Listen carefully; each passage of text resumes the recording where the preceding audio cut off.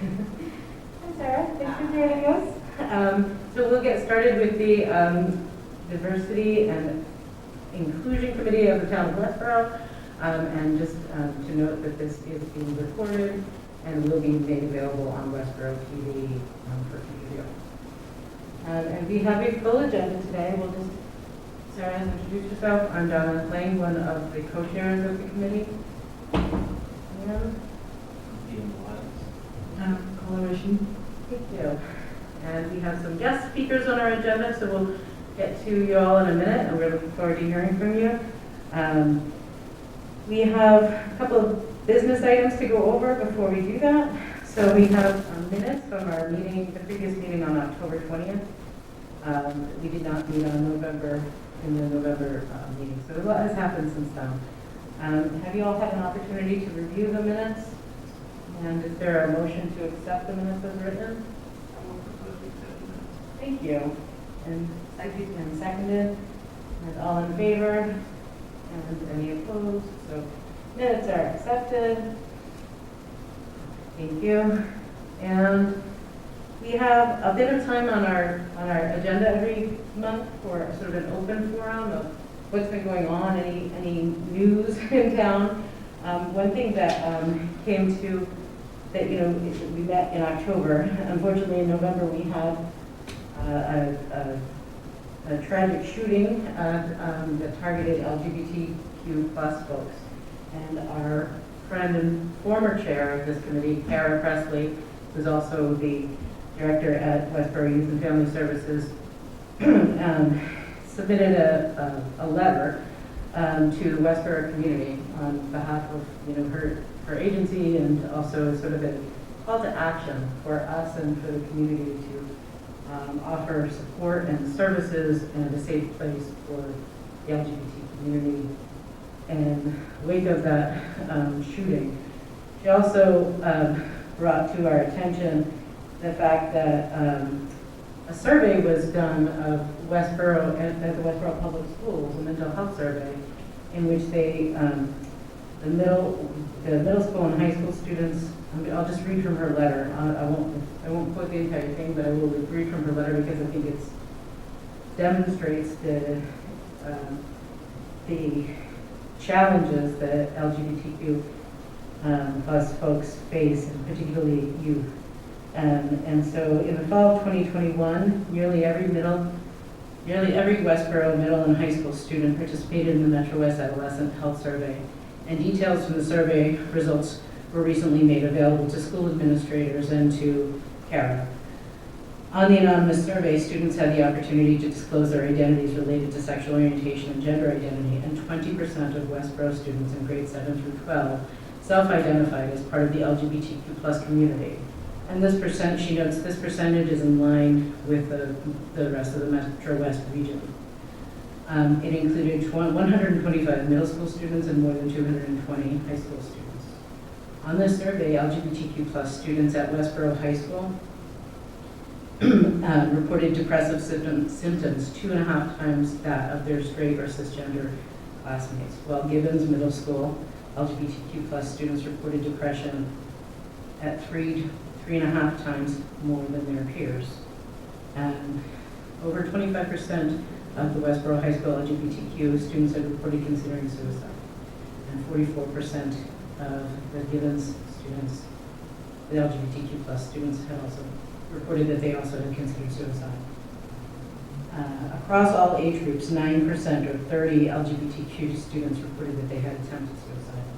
These are obviously really serious and devastating statistics, and I think the point that she's making is that the environment of safety and acceptance for these students and our youth and adults is so important and critical. And there are things that we can do here as part of our work on the Diversity and Inclusion Committee, as well as just as town members. And Kara has asked for us to she's pointed out some ways in which we might be able to do that with concrete things. So as allies, we can reach out to our LGBTQ plus acquaintances and tell them that we see and value them. As educators and coaches and school leaders, Let your students know that you provide safe space for LGBTQ students to talk and to be themselves. And youth need more affirming adults in their lives, so that we can help them get through these times. Another thing that we can all do is to share our pronouns when we meet someone new, because it signals an invitation for others to share, and then it affirms their use of their pronouns. Employers, making sure personnel policies are inclusive of transgender and gender non-conforming employees, and that you recognize same-sex partners in benefits packages. Retailers and service providers, making sure marketing materials and messaging are inclusive of people with diverse identities. Administrators, employers, service industry managers, consider making gender-neutral bathrooms and facilities accessible for employees, visitors, and customers of all genders. Elected officials and town committee members explore ways to honor and celebrate the LGBTQ+ community in a public way. Community leaders make repeated public statements that affirm all members of the Westborough community, specifically letting LGBTQ people know that inclusion and safety are a priority and that hate will not be tolerated. And I think all of us can speak up against hate violence and hate speech, calling out homophobic and transphobic comments. Another thing that I think we all try to do here is to acknowledge the ways in which our own beliefs and past actions may not have been supportive, and that's something that we can work for and towards. And so Kara and Pam Chamorro Bridges, who is the chairperson of the Westborough Youth Commission, both signed this letter, and it's out on the town of Westborough page.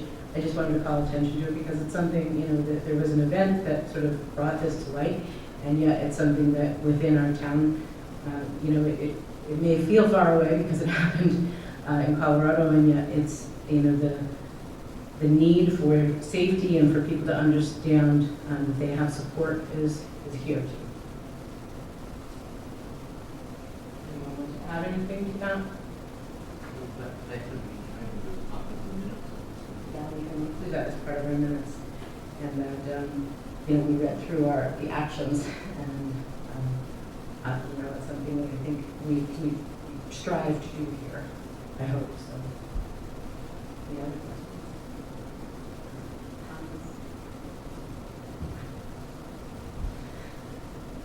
So that was an event that unfortunately happened in November, and I think that we're still feeling. There were also some other events that happened over the last, town-wide events that were specific. We had a town-wide meeting, a second meeting to talk through the library expansion and updating. There were many people involved in that. I think the outcome, was, I think the benefit is that there were so many people who became more involved in town meeting, and that where it was an accessible childcare provided, and so I think that any additional participation in town meeting is a helpful thing. The other things, there were a couple of events that were offered by the winter stroll happened. We had a couple of other events over the past 2 months that I think were successful and brought people again back downtown. And I think, are there any other events that are upcoming that people know of that they want to share here? I'd like to go back to the town meeting. Sure. Is that model likely to be continued and make those meetings accessible in the future? Because in the past, they have not been friendly. People need to go up and downstairs with the children and childcare. Yeah, I don't know the answer to that question, but I think it's something that we can raise, we can bring back, and in support of continued accessibility, right? I'd like to suggest that this committee makes contact with whoever organises the town meeting, and we do what we can to support that. Yeah, we might be able to invite John Arnold, the moderator, as one of the speakers. We've heard from other representatives in town, so you may be able to come and speak with us about that as well. And in the meantime, we can kind of do what we do and try to reach out to the different parts of the communities that we all touch and try to get feedback to say what would be helpful to make it more accessible. It sounds like childcare was a definite benefit for people. We're grateful. Yeah. Timing of the meeting. There's never a perfect time because some people are working on weekends, some people are working in evening time, and so there's never a time when you can get. But if there's a time when more people are available and childcare is provided, so I'll take that as an action to add to our list to ask Joan to come here. Related to that, do we have a sense of what the demographics of attendance at that meeting, of what those meetings is, compared to the demographics of the town? There are many people who are property owners that are still more motivated, whereas there are probably people who are tenants that have benefited more greatly that were underrepresented. But if that's the case, then I think we should understand that. So to that point, I think I looked into that a little bit also because that was something that really piqued my curiosity in terms of, participation. Because I went to the first town meeting in which we had the initial vote, and that was not very well attended. Well, no, I want to take that back. It was very well attended, but for those of you who were there, you saw the library vote happen, and then everybody sort of rushed out, similar to what happened at the previous meeting. I think that, so I sort of made some connections with a few of the people when you talk about tenants, with a few of the homeowners over at the Toll Brothers subdivision over there. It's huge. We've got so many students from there that come to schools and all of that. Part of the problem is a lot of those people are not eligible to vote. They're either, their processing is sort of, either they're on green cards or whatnot. And so that, but I do agree that there's a certain portion of the town that's, the information is not available and they're not able to access. But on the other hand, I also feel that, it's your civic duty to sort of seek that out. So I have been having some meetings with some of the folks over there to say, okay, listen, how can we get you more involved? And I saw a lot more people in attendance at the second meeting, probably also because it was a Saturday. But I think it's a very important thing to look at. Yeah. It was a combination of two things, really. Of many things, really. Just in terms of getting out the vote, there was a big effort to do that, but also the accessibility of the time and childcare. All those things may have come together to bring more people. But what can we do to engage even further, especially people who haven't felt comfortable or had the information? I think that I'm not sure about translation services for town meeting warrants. And I think that we had heard previously that they are not translated. And that's something that I think we hope that will happen in the future. So I don't know if that would also be a factor. Yeah. From your experience. I just feel that, usually people are going to stand up and come out when it's an issue that affects them. Yeah. But yes, if they're not able to even access that information or know that something's going on regarding this, like, I think it's interesting how the library was very sort of downtown centric, and people who surround this area, live in the area, or are frequent visitors of the library. Whereas, I just kind of see some of those other communities that are closer to Route 9 or other areas, sort of, I would want to say marginalized, but just by virtue of the fact of, geography, it's sort of, they're not necessarily getting the message, or maybe they don't have use for service or. Yeah. They may not know it's available if it's not something that's, that there's close by. So more work, I think, on that for us to investigate. And it sounds like you're already doing some work on that in terms of demographics of who shows up and is that representative of the full town, and what other things can be done to make voting and town meeting more accessible. Anything else? Hi, Alma. Hi, I'm sorry, I sat in traffic for 15 minutes. This discussion has happened before, and I think that sometimes people who are renters, as opposed to homeowners, don't have the same kind of investment in tax base things like town meeting and budgets, because they don't actually pay a property tax bill.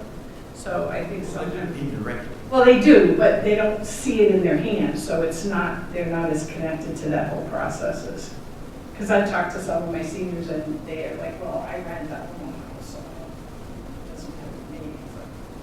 Okay. But to that point, I think that I would agree with you, and so we're talking about the library, but for example, if we're going to the schools and the representation of the student population, you've got an overwhelming, I don't want to say overwhelming majority, but I believe it's 50% plus of minority students in the schools. So if we're talking about, and this is me assuming that some of those communities are largely minority, which I think that they are, I think that they are largely underrepresented in those forums as well. And this could be, the lack of their own participation, but how much of that is an access issue is something that would be interesting to look at, because they certainly do serve a larger population. So we're not there yet in the town in terms of the numbers in the town, but for the school purposes, we are, and that's an interesting thing to look at. Right, and to see the representation, the town government is representing the full population. The diversity of the full population, which has changed, but we're not seeing it reflected everywhere within town government, right, town offices, or whatever, So that's something that is, a priority for us here, to get the information out, to get vote out, and to engage people who may not have been comfortable, right, walking into a situation like that, it can be a key thing. And so how does it become more welcoming just generally? Like not only like physically accessible, language accessible, but also a place where it's, your ideas and contributions are welcome. Right? So I don't know if those notices go out mostly via email or how The warrants? people. Yeah, but a notice for, the warrants specifically, but even, dates and times of what the meetings are going to be, and if it's just posted or if there's any outreach on that side, I don't know. Yeah. The warrants have to be posted in visible town areas. And there's obviously one here. I think there's one, is there one posted across the street? I know there's one posted at the senior center and the library, so Yeah. and then it's on the town's website, so. And it's on the website. So that's actually not very accessible at all. Well, it's for anybody actually, but that's. For anybody. Yeah. So maybe we can bring some suggestions back. We'll ask John to attend, and we can bring some suggestions back to find out where are the places where people would tend to see those more. And I think part of the bigger problem as well, those same people that are disengaged from town government are also often, I believe, the people that need the services that are provided by the town to the greatest extent. So you've got that kind of disenfranchisement at both ends of the spectrum. And perhaps that's a little project that we could push.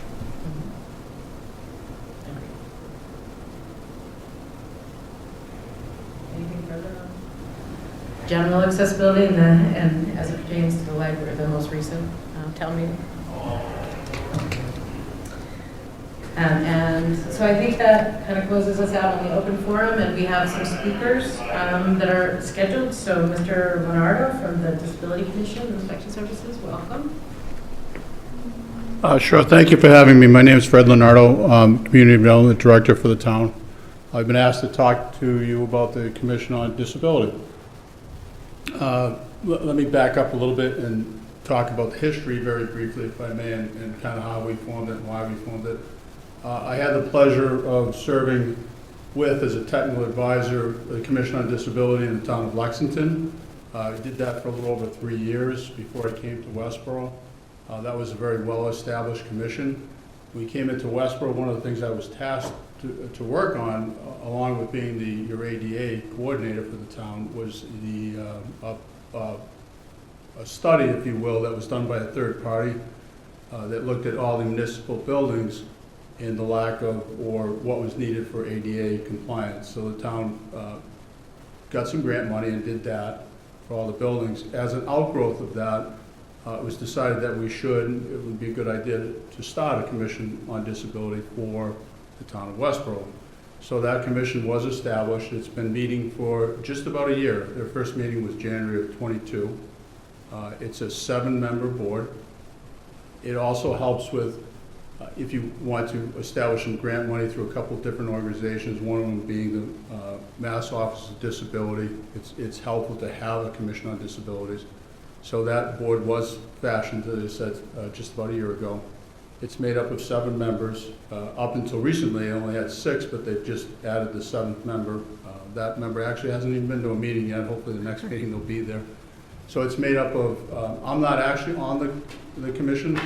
It's made up of the assistant building commissioner. Bill Heslett is actually a voting member. He's on the commission. There is one member that has a family member that has a disability, and the other members have some form of disability that are on the commission.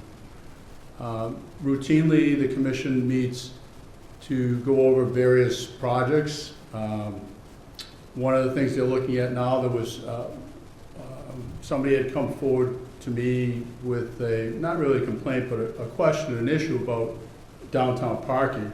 And the question became, there is no designated parking for municipal spots, which is a very interesting question. So that's one of the topics that's going to be brought forward, hopefully, to the Commission on Disability. If anybody's applying for a variance to the Office of Mass Architectural Access Board, which is the board that oversees the building code for Massachusetts, that Commission on Disability hears that, also weighs in on that, and can offer opinions or suggestions to that Architectural Access Board. And they do various things like that. You mentioned the library. So had the library gone forward, they would have requested 2 variances for access to the library. They actually had a short presentation to the commission on what those variances would be. They would have asked if it got to that point for a recommendation or a letter of some kind of support in one way or another from the Commission on Disability. So those are the basic things that they talk about for the commission. Those are the basic meetings they have. I'm not sure what else you might be pleasure to hear about. Are they residents, general, the 7 members of the committee? They are all residents except for Bill Heslett. Yeah. Because he's the representative from staff. But the other members, yes, are all residents from the town.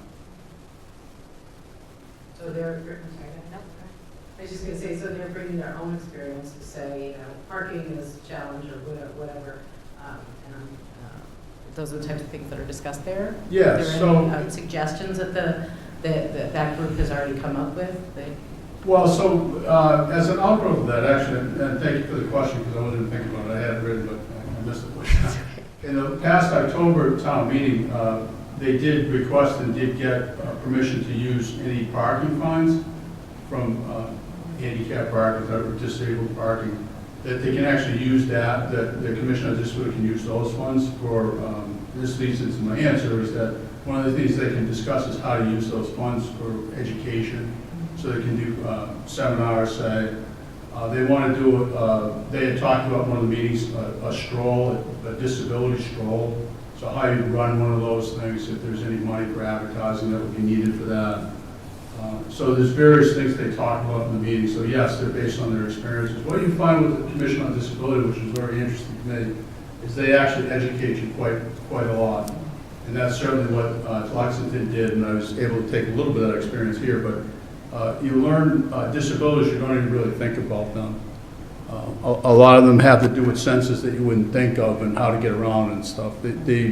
Our particular chair happens to have a mobility disability, I can't even say it right, but a lot of them, you wouldn't recognize that the people have the disability of any sort. A lot of times it could be visual, hearing, those type of impairments, we don't even really think about that, and that's when the commission, they kind of educate you on that those different disabilities exist, and they're not really recognized. Everybody thinks of a disability, they think of a person in a wheelchair, but it's far beyond that. So yes, to answer your question, I guess succinctly, is that they do bring their personal experiences to this. And their family members whatever disabilities they may have and experience that way. So I guess it was a question more so I was asking. So when you were talking about the question that was raised as to the fact that there's no handicap accessible parking for municipal buildings, so that's across the board? We don't have any of that?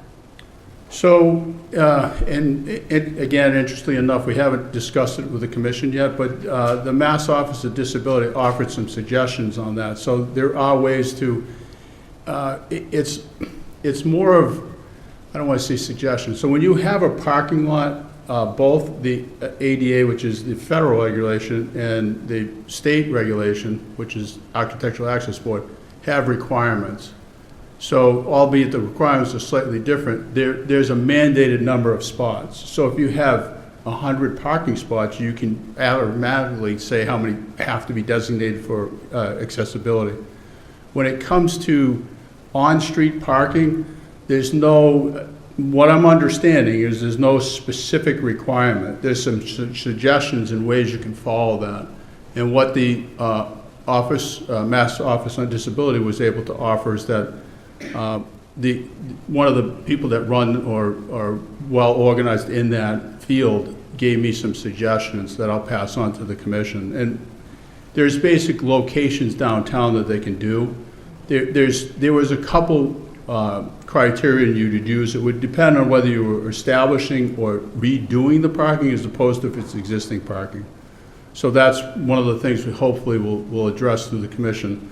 And then ultimately, the commission would offer a suggestion to the select board to see if those changes could be implemented.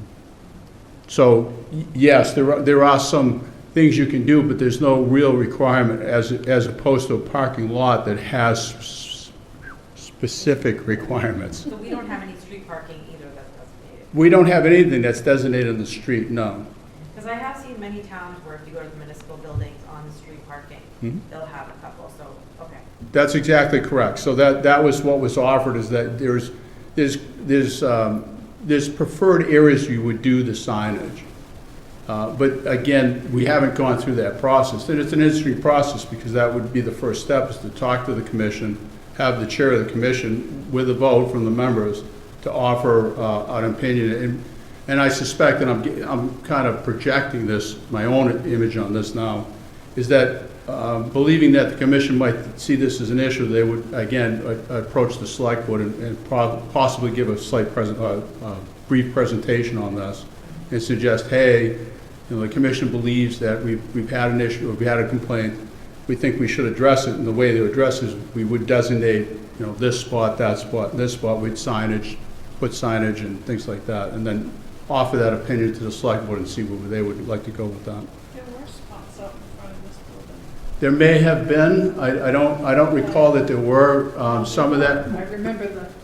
Some of that may have been lost in the shuffle when they redid this building, because I'm assuming the sidewalk and I think the alleyway between the buildings was redone at some point with some bollards put up.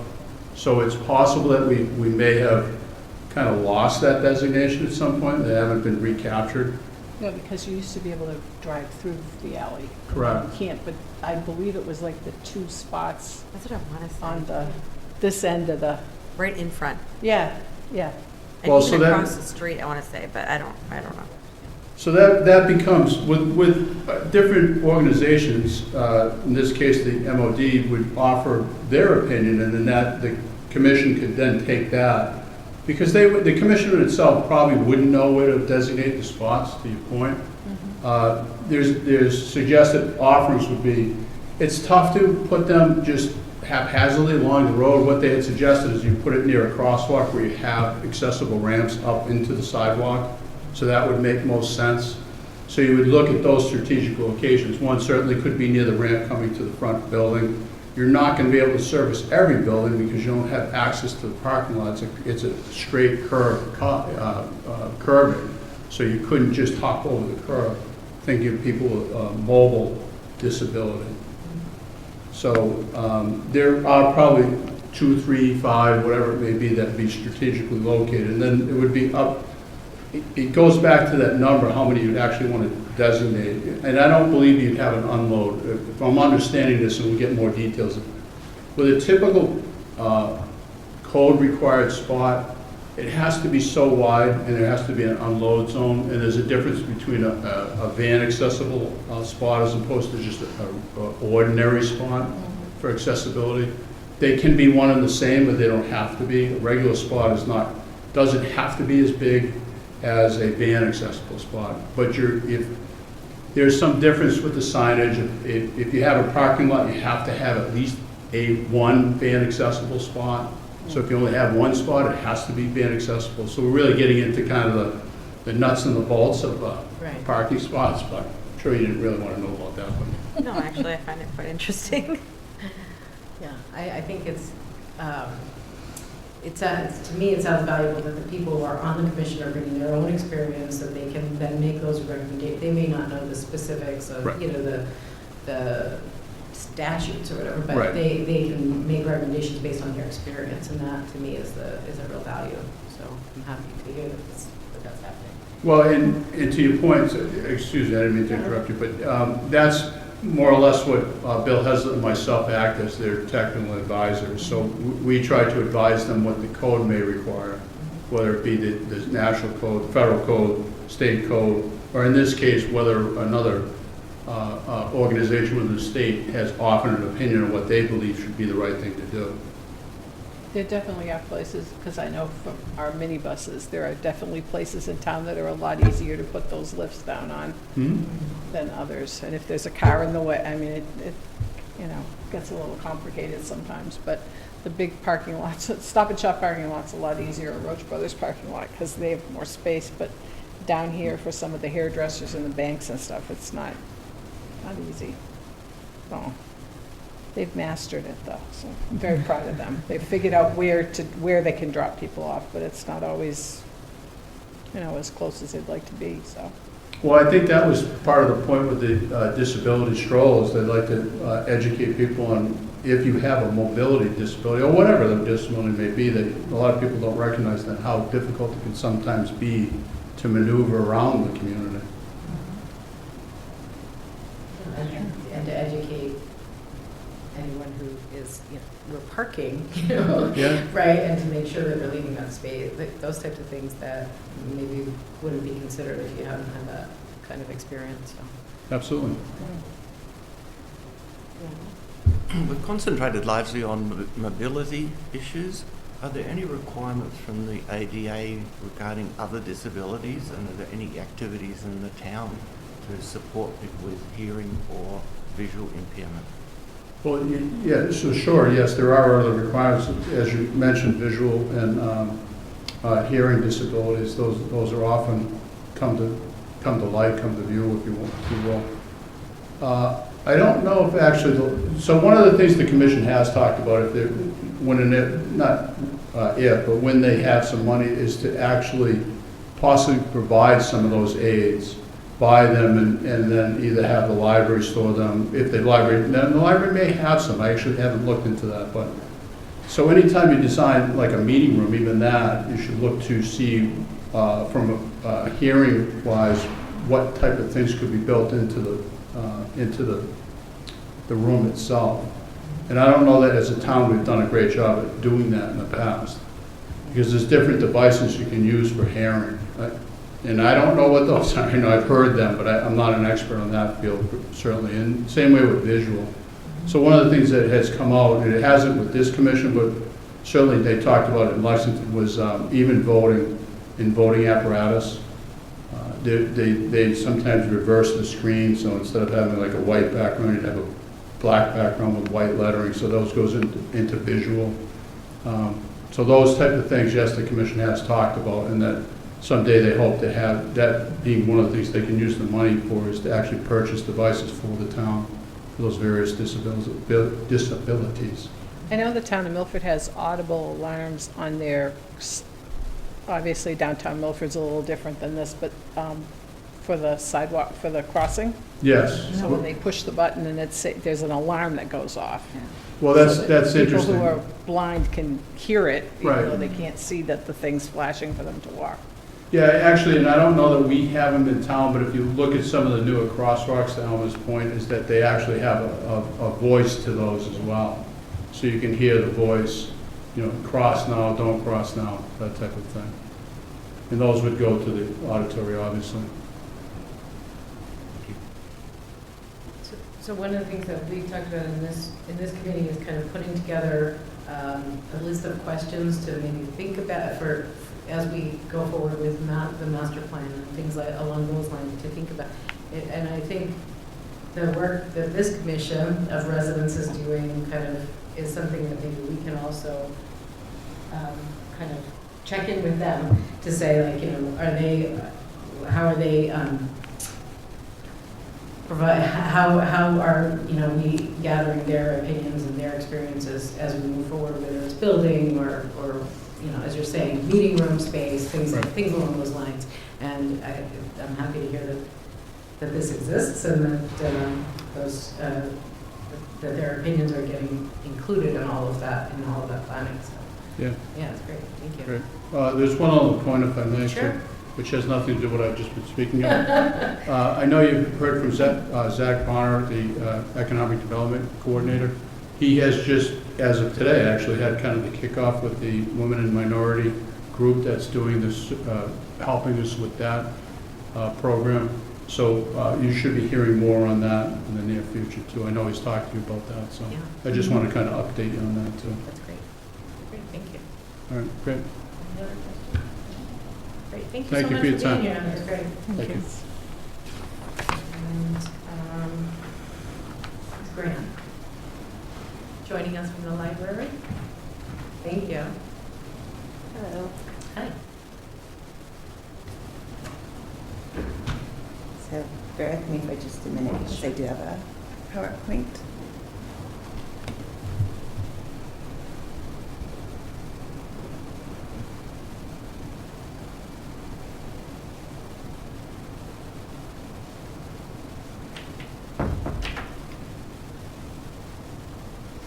Okay, so thank you very much for having me. My name is Tracy Graham. I'm the Adult Services Librarian at the Westborough Public Library. I've been working there since June, so I'm still somewhat new to my position, but it's been exciting to meet different people and have the opportunity to come before you. I'm still making a lot of outreach myself to different departments in the town, so this is just a great place to be, so thank you for having me here today. You have my information up here, but again, I'm the Adult Services Librarian at the Westborough Public Library, which means that I deal pretty much with any sorts of programming or materials for people who are more or less 16 years of age or above. And I'm having a lot of fun figuring out what the town might need. But I'm happy today to talk about some of the programs that the entire library is doing and then also some of the outreach that we're doing. So one of the things that we're particularly proud about at the library is that we do programs for everyone, no matter what their age is. So we do have a children's, teen, and adult department. Any of the programs that we put on are free, they're no charge, and they're for Massachusetts residents. So whether you're from our town, whether you're a resident here or not, you are welcome to come in and take part. We have lots of ongoing programs, again, for people of all ages. We have story times, we have homework help, which is one of the newer programs that we're excited about. That is for kids by teens. So that is where not just the staff is involved, but we're also able to get members of the community involved in what we're doing and helping one another. The Pond program is specifically for students who are at the Mill Pond School. So those are crafts, STEM, different sorts of programs for that age group. We have the WAVE program, which is for the teen department.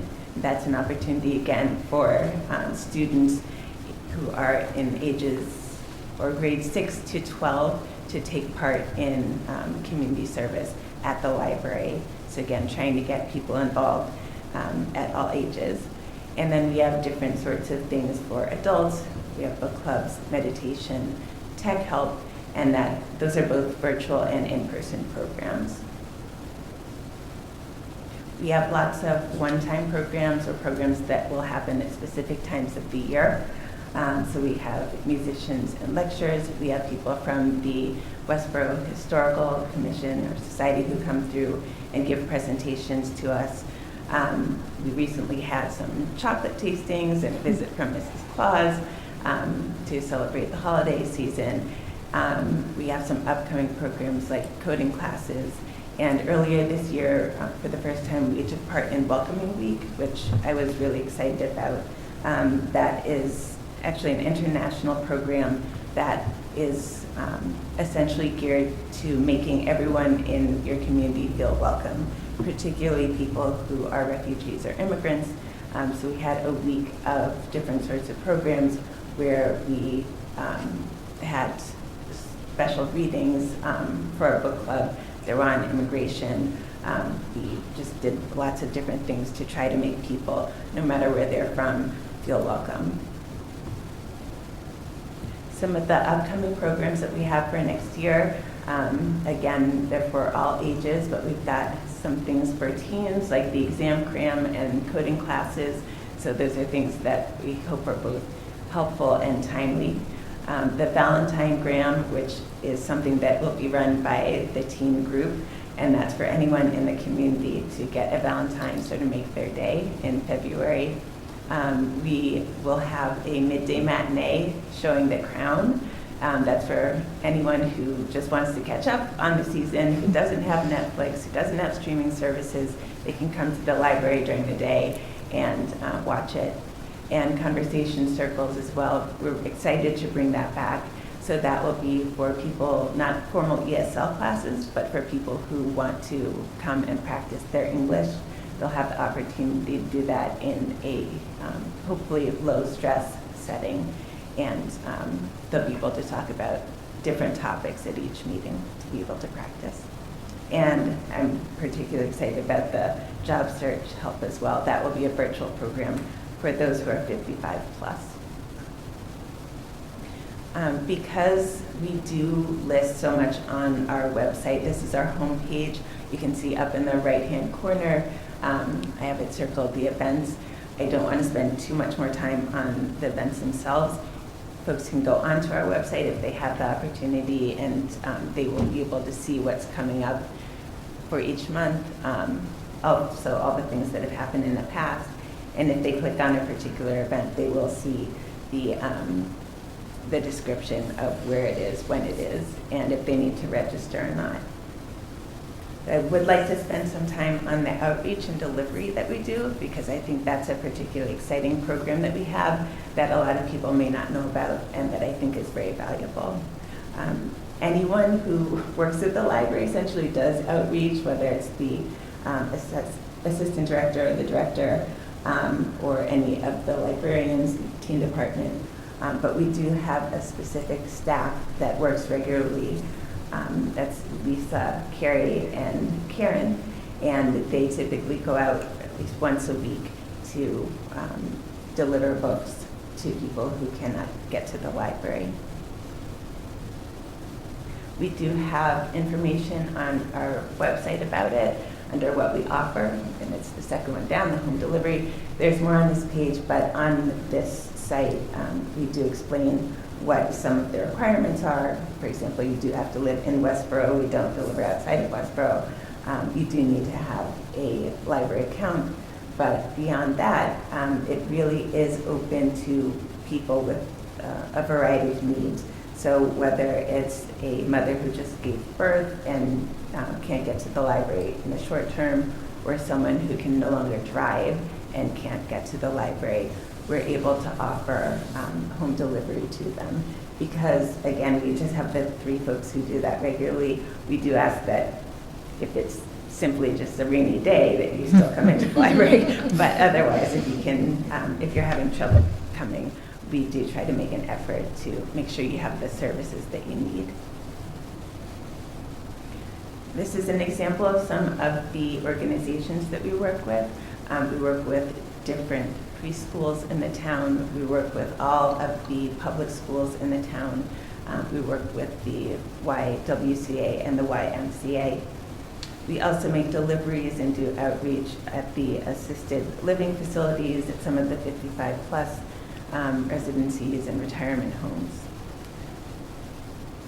And in addition to the deliveries that we do, we have specific outreach days where we try to essentially have a mobile library. So this is an example, and this from when we had booking it to Bay State during Unplugged Week, where we were able to go out and have story times. And in the middle is a recent event that we did where that was during Kindness Week. So we went to the high school and we were able to have a mobile library set up there. So a typical day of outreach is on a Thursday, and that's where our 3 folks go out. And this is the example of the Arrive Apartments. You'll see that it takes about 3 hours of time to head over to do the fun and then to pack up and return to the library. But work is done all week long. We receive calls, we put things on hold, we set them aside, and then on the day of, that's when our outreach folks package them up and go out. It takes about half an hour to go over, and they describe that 2-hour period from 2:30 to 4:30 as just a rush of helping people, answering questions, doing all that they can to give people a good experience where they live. This is an example at Arrive, one of the places where they will sit, how they set up, the crates that they have where they carry over the materials, and the lady who is reading to that child is Karen, and she's just having some one-on-one time with one of the children there. And here you've got some of the older kids. So you can see, I hope, by some of these pictures that we're dealing with a significant population. We're dealing with very young children, kids who might be in the middle grades. We deal with parents who are there, again, with older folks too, but it's really a service for anyone who is there and wants to take advantage of it. One of the things that's really important is that we try in those outreach sessions to give the people that we're working with the full experience of the library to the extent possible. So they will take over 2 computers. One is to check items out, and another, or in, and put things on hold. Another computer is used so that folks can learn about what we offer. So this is, again, our homepage, and we try to show people what it is that we have. So we'll walk them through how to search for a book, how to put it on hold, that we have museum passes, that we have different sorts of e-resources for doing research at home, whether it's for a child or for somebody who is working on their GED. But we want to make sure that they know of everything that we are offering to them, and just because they can't get to the library, we're still there for them. In terms of some of the challenges that we face, there are a few. This is physical work, sometimes bringing things even up a ramp, but certainly upstairs. We have big heavy bags. We have crates that we're carrying, and it can be heavy. We do have the space limitations of using our cars. That's all that we have to transport things back and forth. Limited staffing. We do have those 3 people who are dedicated to doing outreach, but that's about it. We would like to have some more people. Because we do sometimes deal with folks who have memory issues. We do sometimes lose some of our materials. We can't get them back. So there is some financial cost. It's certainly not enough to keep us from doing what we do, but we do sometimes have to replace some of our materials, and of course some gets damaged. And then it's identifying those who need us. We do have specific places where we do go, but we know that there are pockets that we're missing, and we definitely want to know what those are. So figuring out who those folks are is very important to us.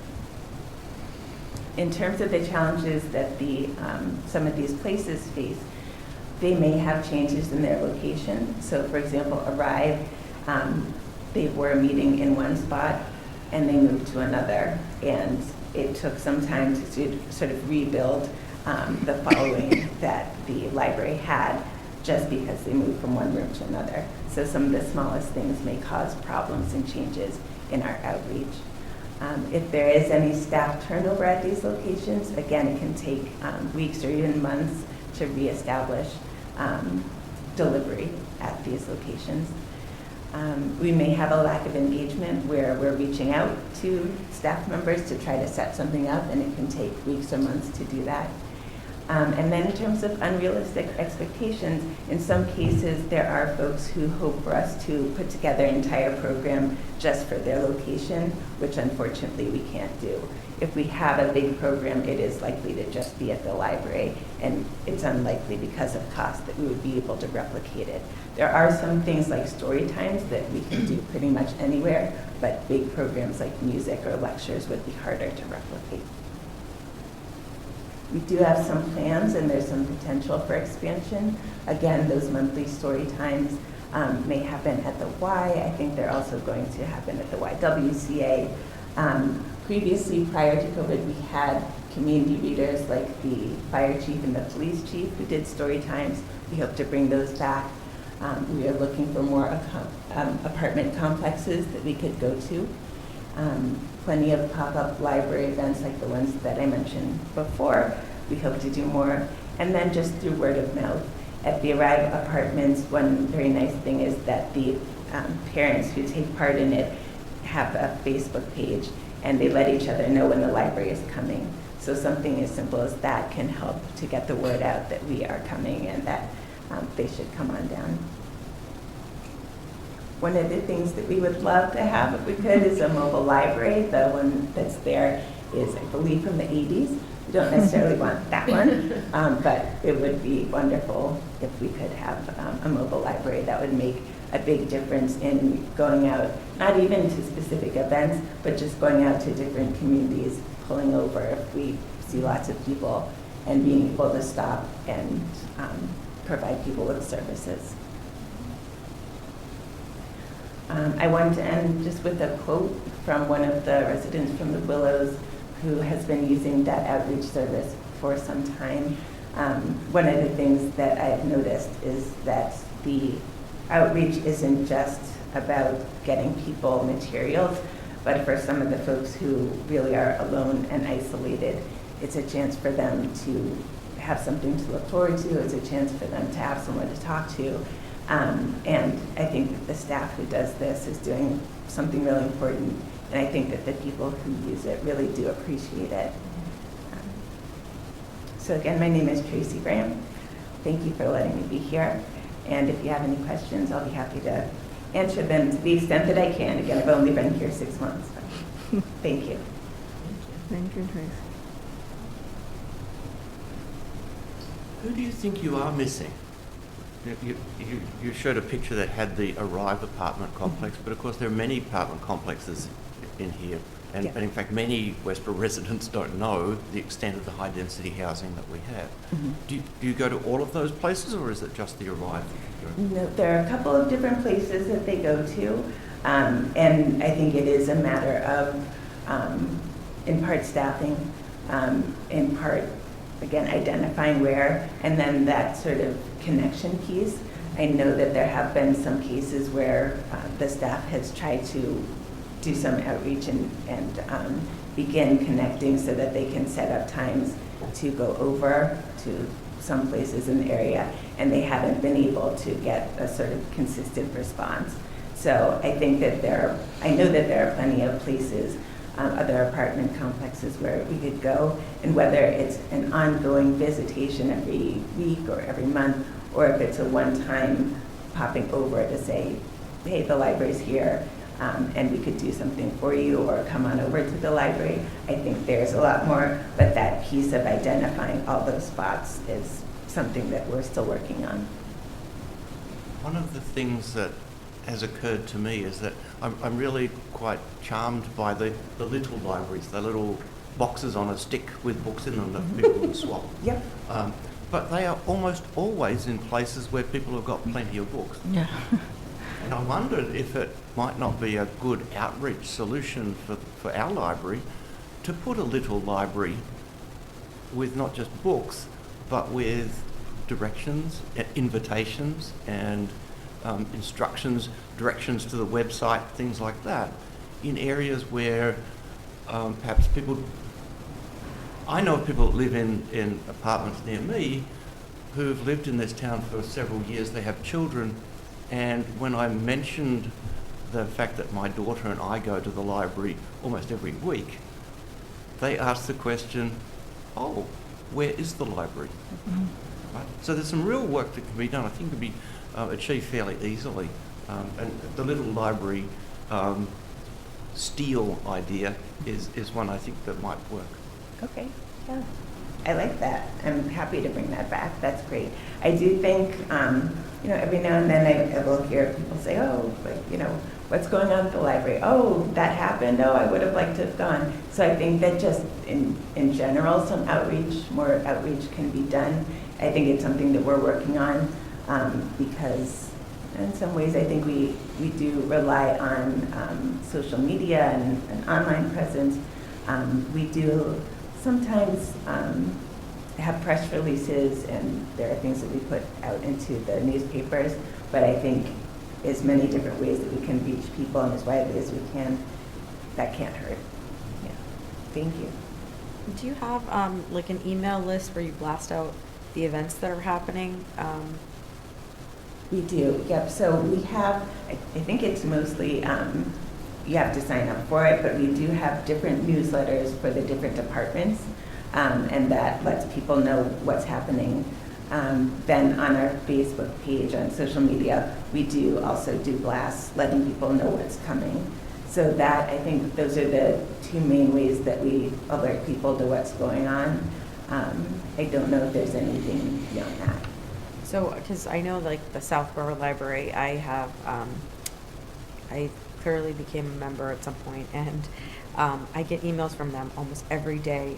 Well, this program is for today we're not doing it, or this is happening tomorrow, and this is, so it's more of, the newsletters are great because they sort of give you an overview of what's to come, but sometimes it's nice to have targeted emails about, what the event is that's happening this week or tomorrow, or just to sort of remind people. I don't know, because I find that interesting that I get so many emails from them, and it's kind of cool. I look at it, I'm like, oh, they're doing this event or they're doing that event, and it's nice. Okay, thank you.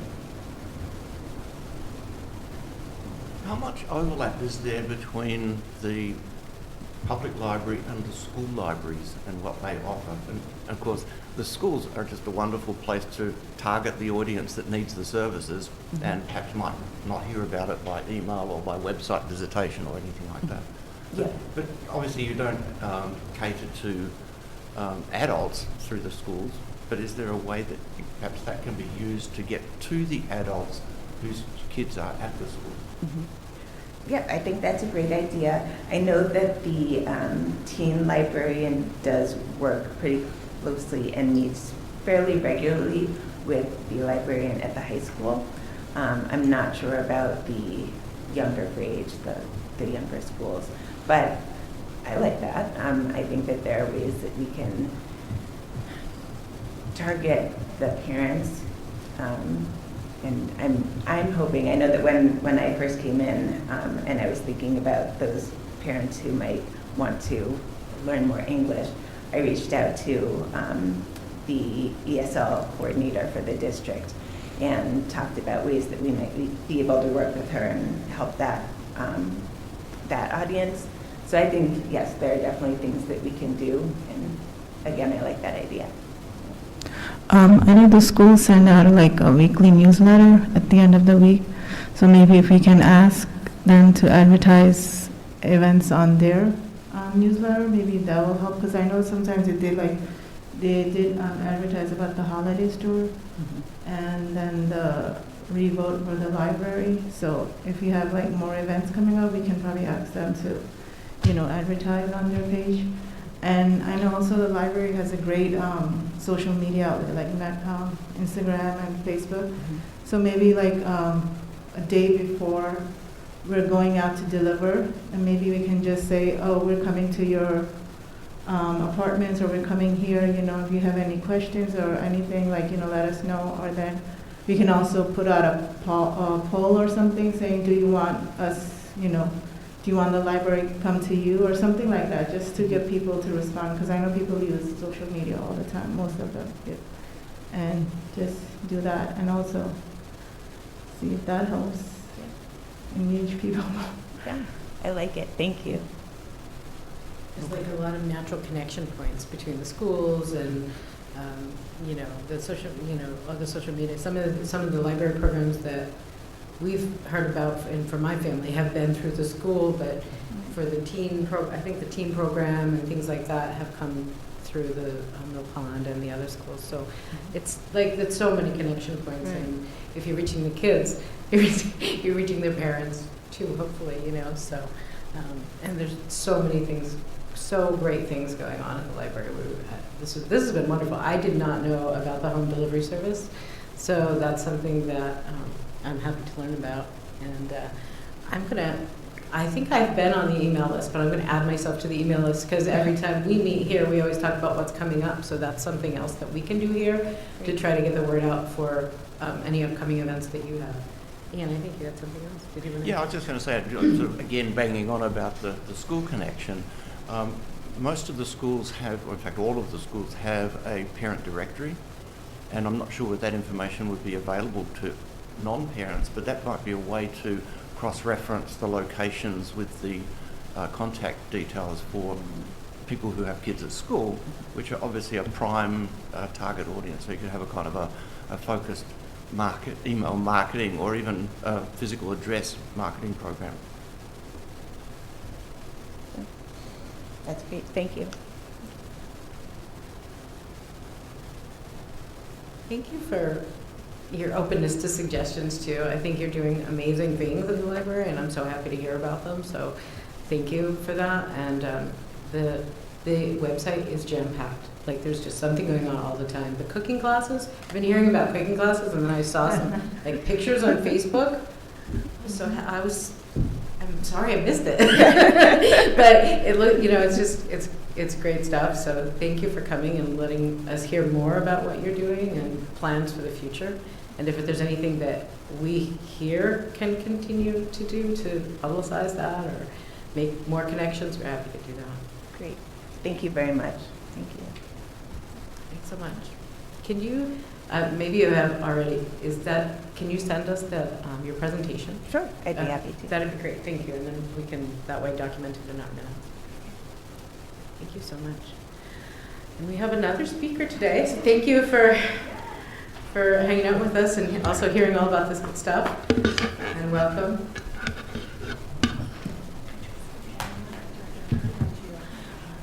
Yeah, let's go down the face. We'll connect. Yeah. Hi. Hi. Thank you for having me. My name is Jen Kirkland. I'm the recreation director here in town. So I'm just here to talk to you about a little bit of our programs, our facilities, things that we do in our department, and happy to answer any questions you might have about what we do. So the recreation department strives to offer programs, activities, events, and facilities for the entire community. Some of our most popular programs include rec basketball. This is a basketball program for kids in grades pre-K all the way through 12th grade. It's a very robust program. There's over 500 kids that are involved in it.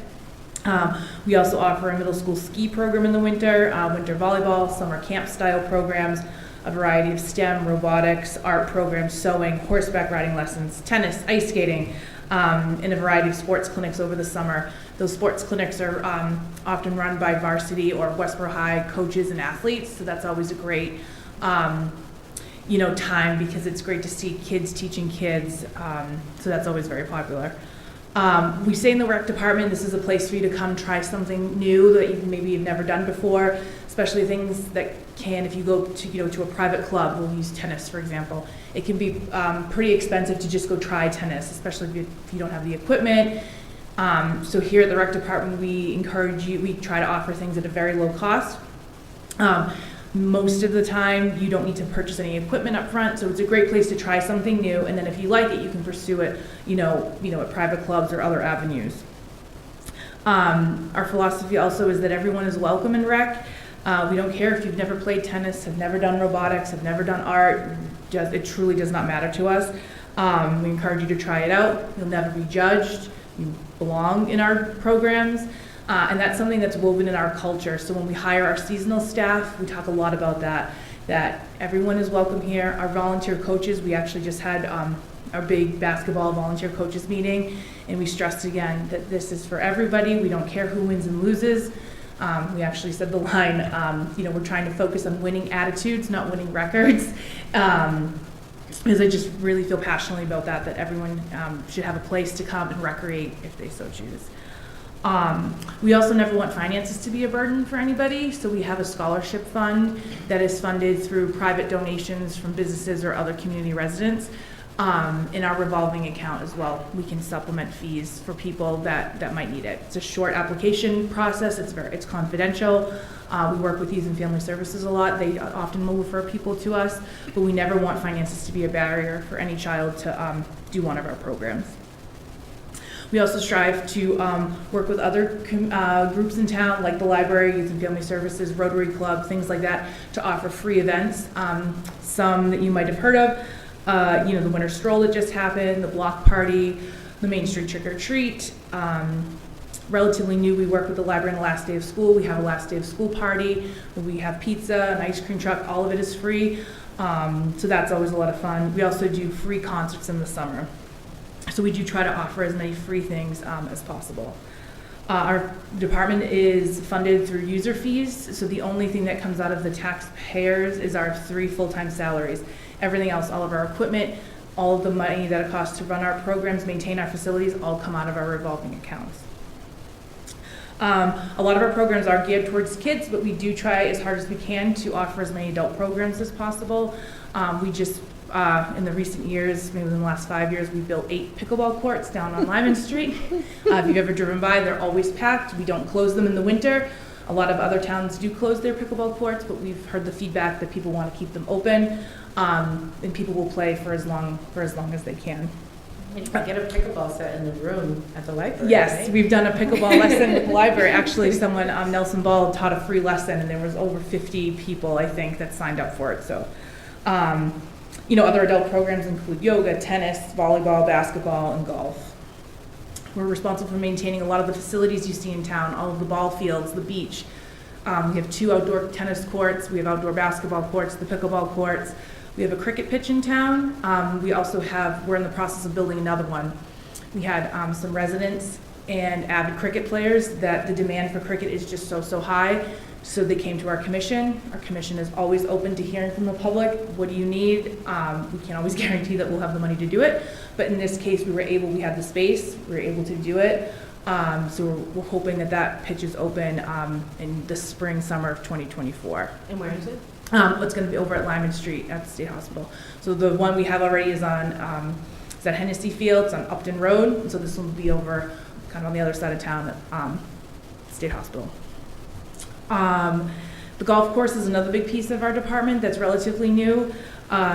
So we have Matt Griffith is the pro over there, and him and I share the same vision. We want to make golf accessible for everyone. We do offer memberships, but we also encourage people to come out and try it. Greens fee, with very reasonable rates. We were awarded a grant for golf in schools, so this winter he'll be in the schools trying to promote the game of golf, just to try to make it more accessible for everyone.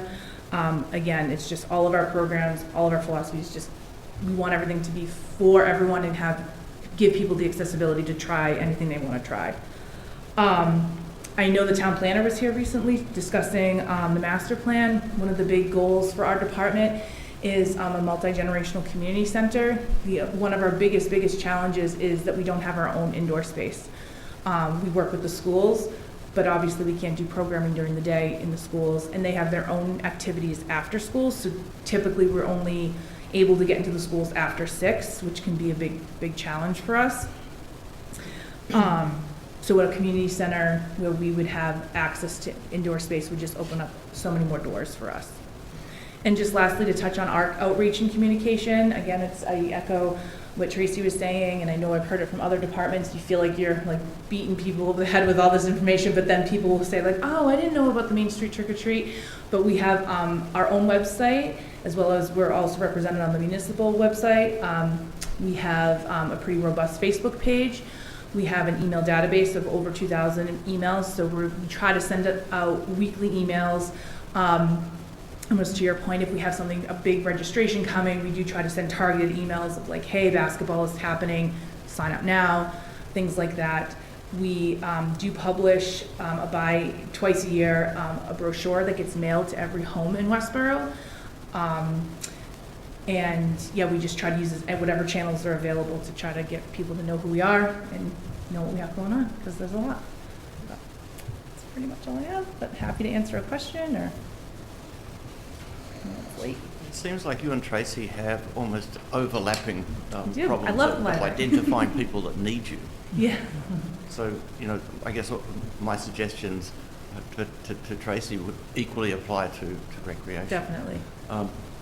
One of the things that I've noticed, though, when I was a kid growing up in a small town, the kids didn't need a recreation department. They had a ball and a bat and they went and played. Mm-hmm. Right? And fortunately here in Westborough we have almost that situation in some areas. So for example, in the apartment complex in Maybury Drive in behind the Italian restaurant there, there's always kids running around in the summer playing, unsupervised. Similarly at the Arrive apartment complex, there's kids running around playing. I wonder if that's a place that you can contribute by organising things, disorganising things, providing equipment and so forth for those kids to do things. Yeah, it's a really good idea. Something to certainly look into for sure. We sometimes staffing can be a bit of a challenge. We have our full-time in the office and then we hire seasonal, but definitely something I could look into for sure. To just maybe have some staff personnel there, maybe just to facilitate. Before we had done something like an open gym type of thing where we would do that. We would just put everything out and kids would come and typically play basketball, but we would encourage other games as well. So that's a good idea. And then sort of at the other end of the spectrum with the adults, for example, I tried really hard during the summer to set up a Westborough tennis challenge and connection organisation. There's a lot of interest amongst adults that have played or haven't played, but perhaps that's something the rec department could do in a kind of informal way, is just have a website where people can sign up and make their enthusiasm to play available to other people. Sure, definitely. I'd be interested in kind of exploring that for sure. It's a way to connect people, definitely. Yeah, I just have a comment that I think the rec department is doing a great job, because when I moved in here, that was the first website I visited to get my kids enrolled, to get to know everybody. So, and they're still playing now. They love the basketball. I know, the basketball is, We always, yeah. it's wild. So I think Very you guys good are doing- basketball. Yeah, very competitive. We try to keep it, especially as they get older, we have to remind them. It's fun first. Yeah, I Thank was you. actually I want to echo that. I mean, I really impressed with the work that you guys do. I know last year, my kids play basketball as well, but last year I did the badminton, which is like so popular for whatever reason, and it was great. It was really well organized, and actually I think that they're short on space. Like they could, Yeah, it's there were really- so many people that sign up for it that it gets full. Like this time I tried to sign up again and I couldn't get a spot. So. I know. And I don't know, sometimes people are like, really, it's full? And I'm like, no, really, we have 40 people. And it's hard because we have a volunteer that runs that for us as well. It's hard to know, but he's like, if everybody shows up and we take 50, it's just not worthwhile for everybody. So yeah. it is. Yeah, It's and great. I think that also speaks to your point about space, Yeah. because I do always notice that both of the sides of the court are available generally. However, I imagine it's the school restricting you from using the entire Right, space or yeah. whatever it is, or maybe it's the supplies, I'm not sure. Yeah, I But, think a little bit of both. Supplies, I think we use all of the available nets for that one program. yeah. Yeah. But no, all of them have been great. And I was really excited when I heard you presenting about, the state hospital and doing another pitch, because clearly it's what the residents want and what they need. And you were stating that the one on Upton Road is always packed, and there's always teams waiting and all of that, so that's great that there's so much participation. Yep, and it's all adults too. We're trying to really drive the youth cricket program, but that pitch it's all adult play. So, which is good because it's hard to find things that adults really are into and want to do. So it seems like cricket and pickleball and badminton. Yeah. Those are the good. It's great, but they're good entry points, like, For sure, exactly. And I appreciate that there are like so many offerings, so if you have someone who's just not sure, let me just, let me just try it and see what sticks. And Yep. it's, there are just, it's amazing, the pamphlet that you guys come out with every year, or every season, Twice. right? Yeah, like fall and winter, spring and summer. Yeah, I mean, it's impressive. Thank what you. you're offering. So, and anything that we can do here to, again, get the word out or to make connection points across different town committees or town offices, we're happy It was to do nice that you kind of do a overview of like what's coming up, so that'll be helpful. Yeah, I'll definitely. be sure to kind of go through Kim and, especially when we do our summer sign up, because that's one thing that we really, even just with basketball, I feel like we're pushing it so much and people show up after the deadline, and sometimes we try to accommodate, but then people are like, well, I didn't even know, and I'm like, we've been talking about this since August, so that's just any avenue I can get to get the word out.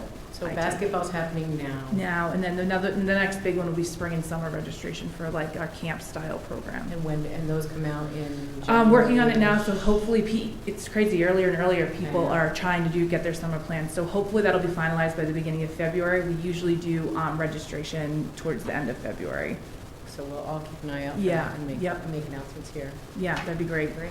Thank you so much. Thank you so much. Thank you. Thank you. So many good things are happening in Westborough. It's amazing, isn't it? Mm-hmm. It's great for us to hear all of this good stuff. Did you all have any other questions about that? It's good stuff. All right, I feel really fortunate that we've had so many really excellent speakers and people coming and presenting what's going on. And I feel like we have to kind of, what would be helpful is for us to sort of process and integrate, like how can we support and help, and also to go back to what we had talked about in terms of putting that lens together, how are the programs seeing accessibility and everything else through the lens of diversity and equity and inclusion. And I don't know that we don't have a lot of time to do that today. So I want to open it up to you all and find out what kind of how should we go forward with that? Should we put that on top of the agenda for our next meeting and think through that? To put, to kind of put a little bit more structure around these questions that we've talked about too, and we've heard a lot from different town committees, but I think, kind of integrating it would be an important next step for us. What do you all think? I agree. I think that what we need to do is have some sort of project Mm-hmm. to identify an area of overlap between these areas of town support, and to try to develop strategies that can connect people that need these things. Because these are all people that are offering services that, again, many people who could really use those services don't know about it. And I think that's something that we could contribute to. So, yeah, I agree. I think, and it will be actionable and something that we can sort of take on and do work, do the work. And so I think let's talk. Let's put together kind of that checklist. We've been sort of talking. It's not a checklist, but it's sort of the list of questions that we have talked about here. We can kind of use that as a sort of guiding principle as we kind of do our own work and almost model that, right? Model how we might apply those questions to the work that we would do to maybe do some integration across different services. I wonder about, all of these services are voluntary, right? And they're also like they're people can opt into them. But then if they don't know about it, they can't opt into it, right? We need to sort of be able to also sort of push this out for a wider community. And then there are other services that are not necessarily, that are needed services, right? Like housing support or things along those lines that people might need, and where can they go to get access to that? Is that a source that the library can offer? Is it a source that we can put people in touch with? You know, does that make sense? So again, making kind of those connections across. We have all these amazing amenities.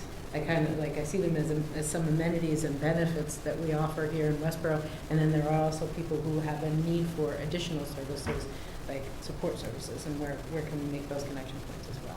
And perhaps unexpected overlap as well. So we're talking about the service providers, identifying the people that could use those services. I'm also aligned with the Sustainable Westborough community, and one of the things that we're doing there in a building energy project that we have is trying to identify people who are at most need of support in terms of the finances of making changes to make their houses or apartments more energy efficient. Yeah. Right? And there's a program there to try to identify those people, and those people are probably going to benefit more from these sort of services as well as from the sustainability committee's efforts. So there's another committee's activities that might overlap as well. Okay. Yeah, absolutely. I think there's all of these things are overlapping because everyone can benefit from library services, right? But then there are also people who are showing up for library services who may have, you know, in the kind of words of the Disability Commissioner, there may be invisible needs that people are not are not sort of presenting, but they may be there, and how can we connect people to the right services for what they need in a place where they're coming to where they feel welcome, right? So I think there's excellent work going on already, and if we can help to make those additional connections, that I think is something that we can kind of put together a plan for next time when we get together. I think I'm aware that we're kind of coming up on our time today, so maybe we can put that on at the top of the agenda for next meeting. I'm also mindful of what we talked about in the beginning of our session today around the town meeting accessibility, and we can talk about how, you know, because I think that's also connected, of course, that there's nothing that sort of stands on its own. So, you know, we'll figure out when and how and who we can have to come in to talk with us more about that. Is there anything else, though, that for our agenda, for our business for today, that anyone wanted to bring up? So I just want, Donna, I just want to make it clear, you want to, for the next meeting, you want to identify steps to get people connected to the services that, okay. Yeah, like how, like as Ian was saying, like how can, you know, there's this great work happening here at the library, there's a great work with the rec department, there are all of these other things that we're hearing about. Where are the places where we can maybe help those connect together? Because there's overlapping needs and services. Yeah. Okay. Does that make sense? Yeah, I think it does. I think some of what would be a good strategy is to prioritize as well, if possible, in terms of, you know, I think that different things can be, the information can be dispersed in different manners depending on the importance of the information and how many people we think that it's going to benefit. You know, like, for example, there's traditional cold calling, and if it's something that, you know, like the energy efficiency, or if you can identify, and we have a way of identifying the people that are in need of that. I mean, sometimes, you know, maybe just picking up and making a phone call, or having one of those robotic, you know, messages sent out saying, you know, that you qualify for this and please reach out to the town for, you know, additional information. That's one way. And where we can leverage the schools, for different things. I think that's, you know, I think one of the things I was going to suggest to the library also is, and I think she may have touched upon this, but potentially, you know, collaborating with the schools or holding events at the schools, since we already know clearly from the library project that there's a lack of space to do certain things, but perhaps they could leverage the schools in that way, and that's engaging the library, engaging the students, and then sort of, you know, targeting the parents as well. So it's different. So identifying those connection points and prioritizing them. Sure. I think you just added to that. Does that sound like a plan for next time? Yeah, and to walk out of our meeting next time with what we can do, take some action steps to go forward. All right, so with that, shall we entertain a motion to adjourn for today? Pick up where we. So moved. Thank you. Second? Second. Second, and all in favor? Aye. And we are adjourned. Thank you.